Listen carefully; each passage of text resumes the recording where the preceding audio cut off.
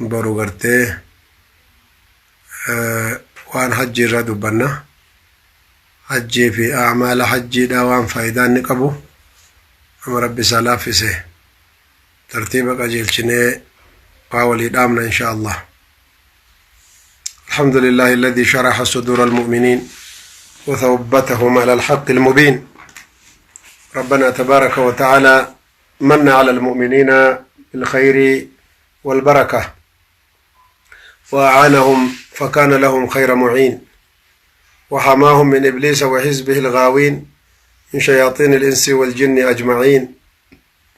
الحمد لله ربي كن يقلني هقو كمؤمنوت قلبي ساني بلسه حق الرتسان سبتشيسه خيري ققاري رتسان قرقاره شر شيطانا في مجرموتا الرئيسان تكسه إبادة في صلاة إسانيتيف وان خيري تيهند ولك بيف ربي كن يسان قلني هقو كوسواس قرتني بلا شيطانا فتنة مصيبات دنيا كيس ديمو ربي مؤمنوت الرا أولشي نجاهن هجم ما خيري رتق أودا فدتشو ربي نوكني الحمد لله مالي في جنان ميكانو برا ديمي ميكاتو سومالي أنكاكي ديمي ميكاتو أماهو اسبتالا سيني أتشمت قرتنيك بكا جروفين بيني واتكالما متي لا إله إلا أنت سبحانك إنا كنا من الظالمين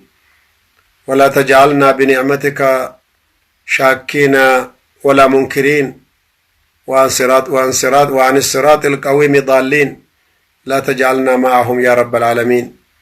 والصلاة والسلام على خير الأنام رسول الله ذي الجلال والإكرام رسول ذي الجلال والإكرام المبعوث رحمة للعالمين ودلالة للحائرين دعا إلى الله حتى أتاه اليقين وصبر فكان صبره معونة للسالكين وثباتا للمؤمنين على طريق رب العالمين.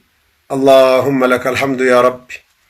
وبلين إيمانا زمنك نكيسا زمن فتنان الدماتي زمن مؤمني تكسي نساء إيمان متئي خير الرد والغرغارون اللين تقاتي أجارا والدوون اللين بيشاتي أكسو مغرتي أما اللي ربي صدان اللين نما كيسة تقاتي زمن أكسيسا كيسة جرا كفتنان أغرتي الددا ببلتي أمتا ميدا جرو كنمني أركنا مقبو أكنا ما يبدا سينا جرو أكنا ما غرتي كيلي الراكوفا جروت أبشير جديو بوليسي آخرا الرانما قبولين أكمل تقاتي جرو فسانين ببلتا وبوليين خيرتي والوامن اللي انت تقاتا كران خيرتي انسينا نوفي واني خيري رتنا ما وامولين أكمل بيشتا تقاتا ديما جرا جتشو كناف وبوليين إيمانا كتاب نكو وننو قبي فميف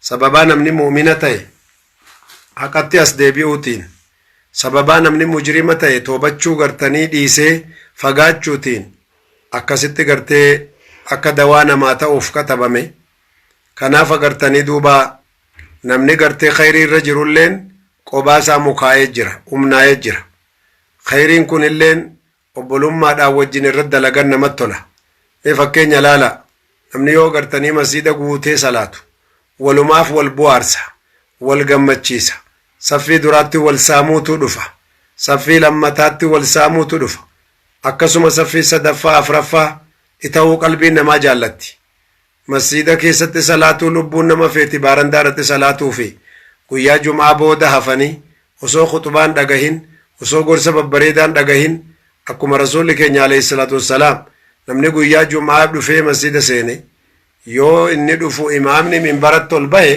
guyyaa gaafasii galmeen seennee jiran araarama malaayikaan namaa kadhattullee hin argannee jiran waajibuma jumaa bichaa ofirraa buusee deema malee khayrii guddaat isa dabree jiran dudduuba hafuun salphina sanumaa wajjinuu gartee khayrii irratti wal dorgomuu dhabuun illee xiqqeenya guddaadha.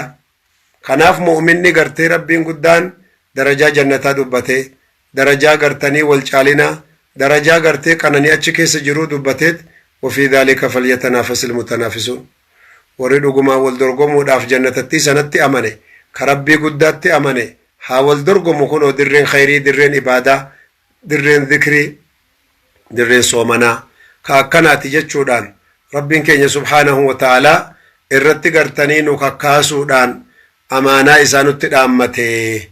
Kanaaf agartanii duuba namummaan agartanii hojjetaa jiru yeroo inni of sodaatu keessa jiraachuu qabna argite.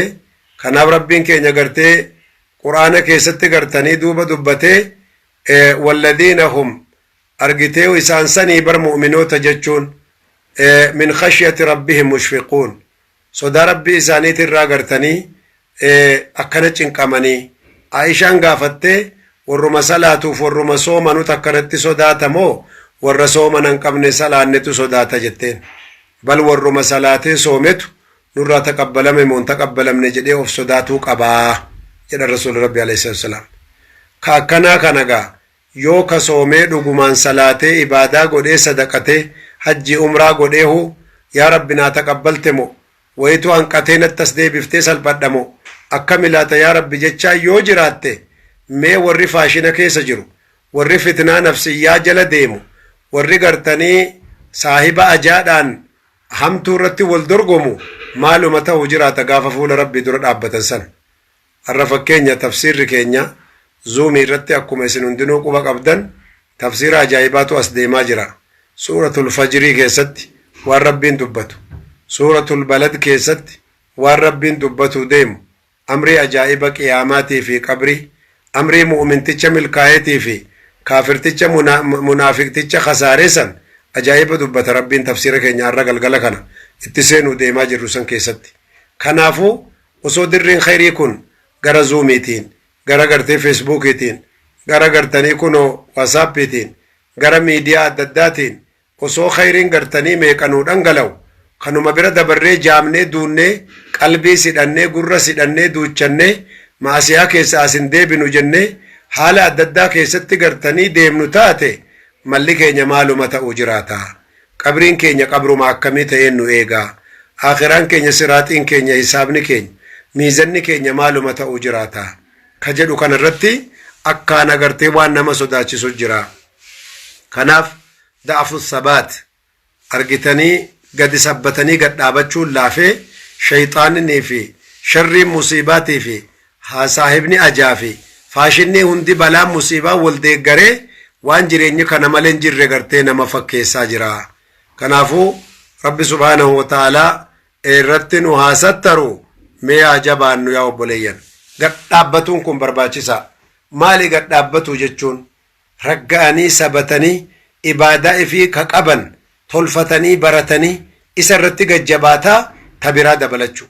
Yoo waan salaataa bilcheessee baradhe isii sana waqtiitti eeggachuun akkasuma jamaa'aadhaan eeggachuun akkasuma gartee uffataa fi xahaaraa fi qaamaa fi wannan irratti salaatu sadeen kun agartee gad dhaabbataan ibaadaan kiyyallee gad dhaabbataan soomanni hoo akkam ta'e hayyee hajjiin onatti wajjabe moo wajjamne hayyee zakaanoo akka dubartoonni gariin amma warqii gartanii hedduu fannifatanii deemanurraa zakaan baasan yoo giraama 85 ol ta'e. Kanaafuu namni hedduun of dagataa jira jechuu obboleeyyan imaana. Kanaa miti dubbiin ta qaban irra gad dhaabbataa ta biroo itti dabalataa gara rabbii achi deemuutu gaariidha. Egaa ajalli nu deemaa jira nuti maaliif jala hafna? Hoy ajalli deemaa jira. Ruuhiin keenya gartee guyyaan qabamee fi sekendiin amma laal na bira amma kunoo sekendii lakkaa'u jira. Sa'aatii andarsiitti jalqabirraa qabee lakkaa'u jira sekendiin. Maaliif umrii kiyya deemaa jira? Garam nageessaa jira? Rabbi haa beeku. Gara qabrii deemuun beeka malee qabriidhaan keessa jannatamu caffee jannataati moo argitanii giimii ibiddaa dhamale ibiddaan na eeggataa kana rasuuli rabbi alayhi salaam alqabru immaa rawdaa min riyaadil janna wa immaa xufraa min xufarin naar. Qabrii yookaan caffee jannataati yookaan immoo gartee dhamala ibiddaati qoraan ibiddaa guutamee si eegaa. Galgaluma duratti seentu kanarraa gaafiinsi jalqabanii achumaan qiyaamaan isaa dhaabbattiif jechuudha. Qiyaamaan samaayin caccabuu fi dachiin tatarsaa'uu miti ka eeggatan. Namni tokko yoo du'ee geggeeffame duniyaarraa ka'e ka galgala kana taateef bor taateen beekamne qiyaamaan isaa dhaabatte. Maaliif ibidda taatus kunooti jannata taatus kunooti jechuu achumaa jammara. Kanaan maal qophoofnee jirraa obboleeyyan imaanaa. Haqiiqaan nama sodaachisu waa bicuu miti jechuudha. haqiiqaan nama sodaachisu waa hedduutu jira irratti wal gargaaruun barbaachisaadha. sabaata jechuun haqiiqaan isaa huwa al-istiqaamatu ala al-hudaa karaa rabbi sii kenneefi shari'aa rabbiin si barsiise kanarratti gadi qabattee bilchaattee irra dhaabbatu salaata kee dheebochuu akka nama bishaan dheebotu intalti tokko yoo geesse hijaaba sii dheebotu warra hijaabbatee deemu kana hawwu warra gartee ijji isaanii mul'atuuf ka ijji isaanii mul'anne jidduu ka harki isaanii mul'atuuf ka harki isaanii mul'anne jidduu wal saamanii gara haqiiqaatti achi siquu qabanii akkasuma gartee arraba ofii irratti waan gaarii dubbachuu waan ajaarraa of dhowwu akkasuma gartanii ija kan kee waan khayrii ilaaluu waan ajaarraa of dhowwu qullaa laaluu dhabuu fitnaa laaluu dhabuu musiibaa laaluu dhabuu yoo akka tasaa ijji kee irra si dabre argitanii istighfaaraaf tawbataan akka kalee dubbannetti gara rabbii keetii achi deemuudhatu sirra jira. yoo umrii kee jalaa hafte qullaa deemtaa beekadhu. umrii kee jalaa yoo hafte maal jechuu umrii keetii deemaa jiru sekendiin ta'an jiru daqiiqaan ta'an jiru kaleessa dheengadda waggaa dabre waggaa 5 waggaa 10 dabre maal hojjan hammamtu na haftee moon beeku sanii wajjin waan isin ajaa'ibu salphina akkanaa kana umrii kee jalaa hafuun qabdu bal bira dabrite umrii kan kee bira dabarte sadaqaadhaan bira dabarte soomanaan bira dabarte zakaan bira dabarte hajji umraa deddeebite akkasuma gartee haadhaaf abbaa kee tarbiyaa ilmaanii haqa abbaa manaa haqa haadha manaa guutuu akkanaan agartee haqa ollaa guutuu haqa rabbiitiif haqa rasuulaa kana dura immoo kana hundaa'uu baratanii madaala isaa hunda fudhatanii irratti dheebochuu danda'uudhaan umrii kee dura dabruu dandeessa.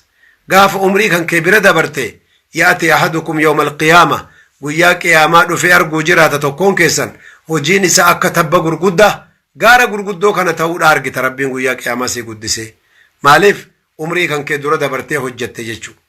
kanaaf rasuulli keenya alayhi salaam quwwaa shabaabummaa addatti rabbi irraa sin gaafata umrii keessan guutuu ammoo addatti rabbi irraa sin gaafata horii keessanillee bakka irraa fuutanii fi garamitti baaftaniillee rabbi sin gaafata. kana afran osoo fuula rabbii duraan sossoone gaafiin dhufti amaanaa isinitti haa taatu jawaaba qopheeffachuun immoo arra.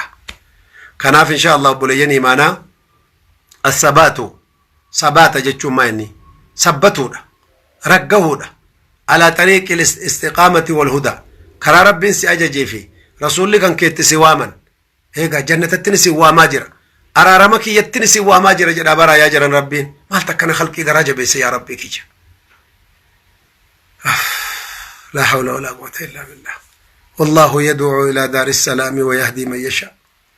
جنة التنسي يا ماجرة أرارم التنسي يا ماجرة مالي بن جلال الدنيمة تجبات تنجرى بالربين سينو أمري نوتقانا أمري أما التربات ما سدت ما خنان جنة قرتي أما مليونا بتدسين جدا سنو رحمة ربي ترج على ملي وقو ما قرتني سدت من نقبرتي وقا سدت من نقبرتي وأكو ما أخي akkuma rabbi beekun nagabbarte mee haa ta'u sanuu guuteen sii taqabbala irruu keetiif bocola kan kee guuteetuman sii taqabbala wagguma 80 ati nagabbarte bichaa jannata si naqeetin waggaa 80 boodagaa achuma dhaabbatti achuma dhaabbatti maaliif waggaa 80 ol rabbiin gabbarre maaliin jannata seenta jannata keessaa si baasa rabbiin jannata keessaa si baasa. hayyaa waggaa 80 boodan jiru maasiyaa hunda lagne eessa nageessita jannataa fi bidda jedduu nama qubatu jira bar hay nama khayriin isaatiif sharriin isaa wal qixxaatte argitanii kunoo jogola aaraafa jedhamu irratti rabbi gad isaan baase dugda isaanii garanaa ibiddatu yuu waada fagoo sanirra garri kunillee gartanii kunoo jannata jidduu tan isaan qubsiisa rabbiin maaliif hojii jannataan seenanillee qaban kanaan rabbiin jidduutti isaan hambisaa jiran yoo achii si baasee afurri ibiddaa gartee Allahumma yaa rabbi qallib wajhi yaa rabbi fuula kiyya garagalchi ibiddattii tanarraa laqad qatalanii sumuumuha summiin isaanii afaanii funyaaniin summiin ibiddaanatti seene na halaakee jira mee haga ta'e dugduma kiyya haa gubu dugda kiyyatti naa garagalchi fuula kiyyallee yaa rabbi gara jannataa naa garagalchi jedhee bu'aa jedhan garbichi